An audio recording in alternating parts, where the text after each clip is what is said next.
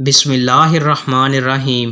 کچھ صحابہ نبی کریم صلی اللہ علیہ وآلہ وسلم کی آپ کے ایک مرض کے دوران مزاج پرسی کرنے آئے۔ نبی کریم صلی اللہ علیہ وآلہ وسلم نے انہیں بیٹھ کر نماز پڑھائی، لیکن صحابہ کھڑے ہو کر ہی نماز پڑھ رہے تھے، اس لیے نبی کریم صلی اللہ علیہ وآلہ وسلم نے انہیں بیٹھنے کا اشارہ کیا۔ نماز سے فارغ ہونے کے بعد نبی کریم صلی اللہ علیہ وآلہ وسلم نے فرمایا کہ امام اس لیے ہے کہ اس کی اقتداء کی جائے، پس جب وہ رکوع کرے تو تم بھی رکوع کرو، جب وہ سر اٹھائے تو تم بھی اٹھاؤ، اور اگر وہ بیٹھ کر نماز پڑھے تو تم بھی بیٹھ کر پڑھو۔ رسول اللہ صلی اللہ علیہ وآلہ وسلم نے ہمیں 7 باتوں کا حکم دیا تھا اور 7 باتوں سے منع فرمایا تھا۔